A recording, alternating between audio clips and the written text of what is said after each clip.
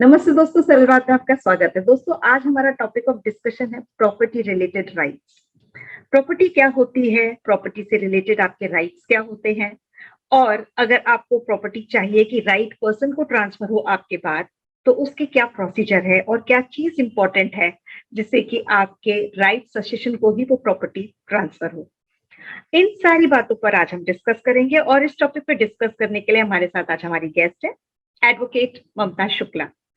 Advocate ममता Shukla Delhi high court में practice करती हैं और इसके साथ विजय फाउंडेशन एनजीओ के साथ एसोसिएटेड है।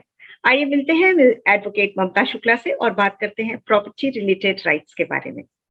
Welcome ma'am, welcome to our show Saral Baat. सबसे पहले तो मैं आपसे यही जानना चाहूंगी कि लीगली आप किस चीज को अपनी प्रॉपर्टी बोल सकते हैं। सबसे पहले तो मैं आपका धन्यवाद करूंगी रचना जी कि आपने मुझे इस शो में आने का अवसर प्रदान किया। और जैसा कि आपने पूछा हमसे कि मेन टॉपिक जो आज हमारा प्रॉपर्टी है, तो किसको हम अपना प्रॉपर्टी कह सकते हैं। जो चीज पे हमारी पोजीशन है, जो हमारे आधिपत्य में है, जिसको हम इंजॉय कर सकते हैं बगैर किसी दखल के, उसको हम अपनी प्रॉपर्टी कह सकते हैं। यानी अगर हम एग्जाम्पल लें कि हम जिस घर में रहते हैं, तो वो हमारी प्रॉपर्टी तब हो सकती है या तो जब हम उसमें अनडिस्प्यूटेड तरीके से खुद रह पा रहे हैं, मेरे नाम पे है, पूरे सब कागजात मतलब मेरे नाम के हैं। उस प्रॉपर्टी को हम रेंट कर सकते हैं, उस प्रॉपर्टी को हम लीज कर सकते हैं, उस प्रॉपर्टी को हम सेल कर सकते हैं, या उस प्रॉपर्टी को हम मॉर्गेज कर सकते हैं। यानी हमारा पूरा लीगल राइट है उस प्रॉपर्टी के ऊपर कि हम उसको चाहे जैसे भी यूज करें। ये इंपॉर्टेंट है और उस पर हमारे लीगल राइट्स हैं, उसी को हम प्रॉपर्टी अपनी कह सकते हैं। अगर हम लीगली बात करें तो 1978 से पहले तक, 44th अमेंडमेंट के से पहले तक जो राइट टू प्रॉपर्टी था, ये फंडामेंटल राइट था अंडर द कॉन्स्टिट्यूशनल लॉ। चूंकि हमारे यहाँ directive principle of state policy है और जिसमें हम बात करते हैं वेलफेयर स्टेट की, तो वेलफेयर स्टेट में इक्विटी की बात होती है, इक्विटेबल डिस्ट्रीब्यूशन ऑफ वेल्थ की बात होती है। तो 1978 में 44th अमेंडमेंट जब आया, तो इसको हमने फंडामेंटल राइट की कैटेगरी से हटा करके एक लीगल राइट बना दिया। So it is no more a fundamental right but it is a legal right. और कॉन्स्टिट्यूशनल लॉ में इसका जो हम आर्टिकल 300A के अंदर इसका हम मेंशन पाते हैं सिर्फ इतना कि वो कहते हैं कि nobody can be deprived of the property except by the authority of law. तो वो जो एक फंडामेंटल राइट था वो लीगल राइट में कन्वर्ट हो गया, क्योंकि अगर हमारा, जैसे मान लीजिए हमारी प्रॉपर्टी है, उस पर कब्जा हो गया या कुछ भी हो गया, तो हमारे पास रेमेडी सीख करने की का जरिया होना चाहिए, तो वो कोर्ट है। तो इसलिए उसको लीगल राइट बना दिया, फंडामेंटल राइट को हटा दिया गया है। आर्टिकल 19(1)(f जो था वो अमेंड हो गया और अब वो हटा दिया गया और हमको अब लीगल राइट के तहत प्रॉपर्टी अब हम क्लेम कर सकते हैं कभी डिस्प्यूट अराइज होने पर। आज मैंने एक प्रॉपर्टी खरीदी है, मेरे नाम पर है, समझिए उसका विल नहीं किया, नॉमिनेशन नहीं किया और सडनली मुझे कुछ हो जाए, तो वो प्रॉपर्टी कैसे ये श्योर हो कि वो एक राइट पर्सन को जाए? ये कैसे एश्योर कर सकता है एक आदमी जैसे प्रॉपर्टी खरीदी है? नहीं, देखिए इसमें तो सबसे पहले जो जितने जागरूक सिटीजन्स हैं उनसे मैं रिक्वेस्ट करूंगी वैसे कि उनको विल बना लेनी चाहिए कि हमारी जो प्रॉपर्टी है मूवेबल और इमूवेबल, अब जिसको हम हिंदी में चल या अचल प्रॉपर्टी कह सकते हैं। मूवेबल प्रॉपर्टी का एग्जांपल जैसे ले कि जैसे ज्वेलरी हुई, कैश हुआ, ये सारी चीज हमारी मूवेबल, जो मूव कर सकती है। इमूवेबल प्रॉपर्टी वो प्रॉपर्टी होती है जैसे हमारा घर है या कोई लैंड है या कोई शॉप है जो मूव नहीं कर सकती है, उसको हम इमूवेबल प्रॉपर्टी कहते हैं।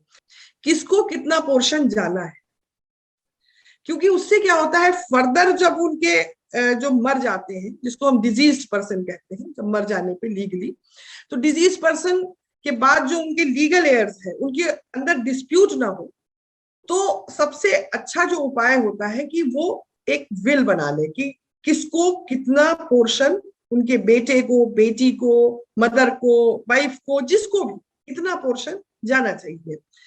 और ये विल जो है, इसको अगर वैसे तो कोई जरूरी नहीं है कि इसको आप रजिस्टर कराएं, परंतु अगर रजिस्टर करा लेते हैं तो उसकी वैल्यू लीगली और बढ़ जाती है। तो रजिस्ट्रार ऑफिस में जाकर के 2 विटनेस के तहत वो विल सबको बनवा लेना चाहिए। ये तो मेरी एक एडवाइस है आपके शो के माध्यम से कि सब लोगों को बनवा लेनी चाहिए, क्योंकि कुछ जिंदगी का भरोसा नहीं है। और दूसरा कि इन ऑर्डर की आपकी फैमिली सही तरीके से चले, डिस्प्यूट ना अराइज हो, तो विल बहुत अच्छे तरीके से काम करता है। तो अगर विल बना है तब तो बहुत अच्छा है। इसको हम बोलते हैं टेस्टामेंट्री सक्सेशन, कि जो सक्सेशन होगा प्रॉपर्टी में, सबसे इंपॉर्टेंट चीज आप देखिए क्या होता है कि एक जनरेशन के बाद सेकंड जनरेशन को प्रॉपर्टी पास होती है, सेकंड जनरेशन के बाद थर्ड जनरेशन को प्रॉपर्टी, तो सक्सेसिवली वो पास हो रही है सेम प्रॉपर्टी, एक जनरेशन के बाद दूसरी, दूसरे के बाद तीसरी। तो अब उसका मोड क्या हो, किस तरह से उसको हम ऑपरेट करें, ये बड़ा इंपॉर्टेंट है। तो बेस्ट तरीका ये है कि आप लीगली उसको एक विल बना दीजिए। परंतु बहुत सारे केसेस ऐसे हो जाते हैं कि जब हम विल नहीं बनाते हैं और मर जाते हैं, और इंटरस्टेट उसको बोलते हैं, मर गए और disease person has died without leaving any will. Now what happens, अब उसका किस तरीके से डिवीजन होगा प्रॉपर्टी में।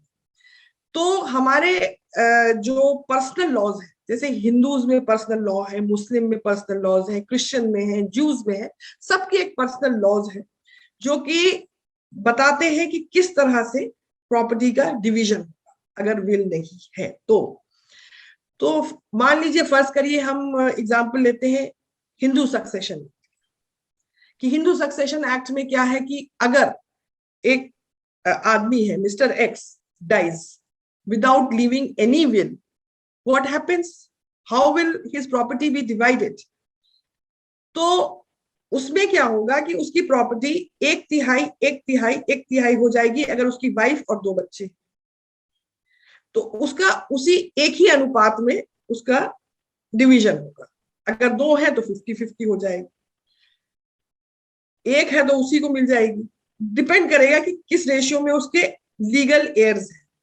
लीगल एयर्स मतलब क्या होता है, उसको भी हम एक्सप्लेन कर देते हैं कि जैसे कि कोई व्यक्ति था तो उसकी पत्नी उसकी लीगल एयर हो गए, उसके बच्चे उसके लीगल एयर्स हो गए, मदर लीगल एयर्स हो, तो ये होते हैं लीगल एयर्स, जो किसको उनके मरने के बाद प्रॉपर्टी जाएगी।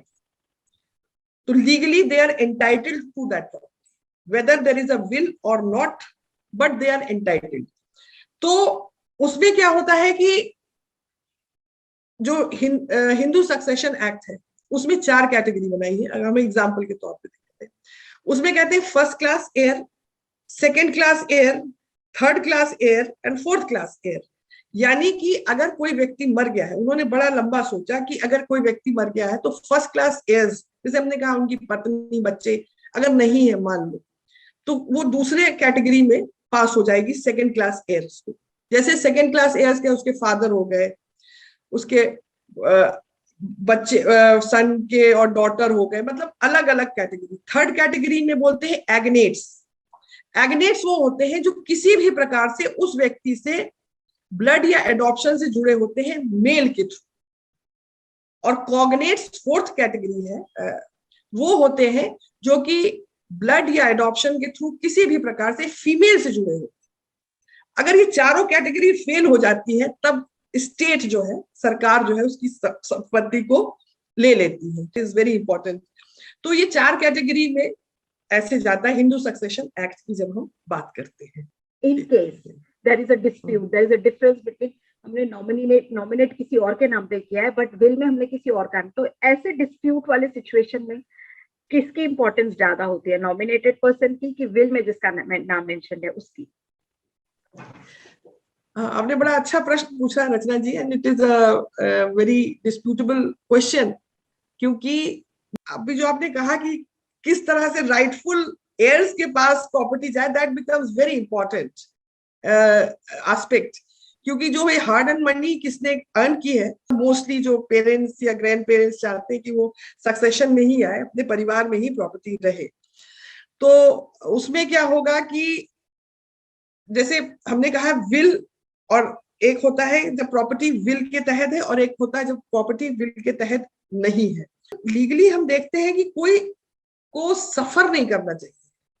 इट इज नॉट कि somebody has nominated somebody तो उसकी जो फैमिली डिप्राइव हो जाए, ये बड़ा इंपॉर्टेंट चीज है। बॉम्बे हाई कोर्ट का एक डिसीजन है, शक्ति याजदानी वर्सेस जयंत सलगांवकर, ये केस का नाम है। ठीक है, इसमें क्या है, settle the controversy regarding the rights of the legal heirs as opposed to the nominee. In this case, the court held that the rights of the legal heirs supersede the right of the shareholder nominees. Bombay high court ने इस particular case में कहा है कि nominee की rights को supersede करता है जो उसके लीगल हेयर्स है। You can not deprive the legal hairs of their rights simply because somebody is a nominee. और सुप्रीम कोर्ट की भी जजमेंट कहती है nominee is merely a custodian और अ ट्रस्टी।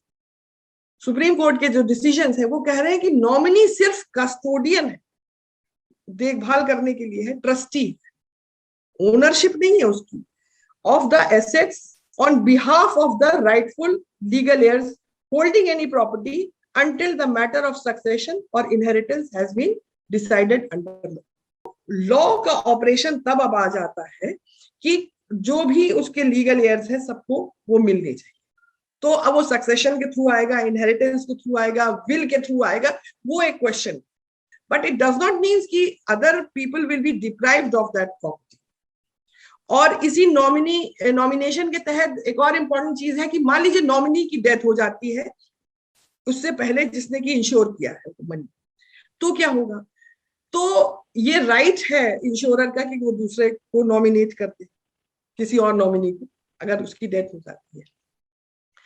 ऐसा हो जाए कि अब दोनों इकट्ठे मर गए, insurer and the nominee, then what happens, then the property will pass to the legal heirs. सो एक कोर्ट के थ्रू हम सक्सेशन सर्टिफिकेट लेते हैं और उसके बाद किस तरह से वो पूरा एक लीगल प्रोसेस हो जाता है। तो हम चूंकि बताना चाहते हैं, अवेयर कराना चाहते हैं हमारी पब्लिक को कि किस तरह से जो ब्रॉड फ्रेमवर्क में काम करना चाहिए, तो these are the broad framework under which the nominee versus legal heirs matter operates. ये चीज ध्यान रखना चाहिए ना, कोई आदमी डिप्राइव ना हो जाए अपने जो उसके राइट्स हैं, लीगल राइट्स को। That is very important aspect of law actually, कि जस्टिस सबको मिलना चाहिए। थैंक यू सो मच, आपने बहुत अच्छे से एक्सप्लेन किया ये legal matter. I am sure कि बहुत सारे लोगों को ये इन्फॉर्मेशन हेल्प करेगी। हम फिर मिलते हैं किसी नए टॉपिक के साथ, किसी नए व्यक्ति के साथ।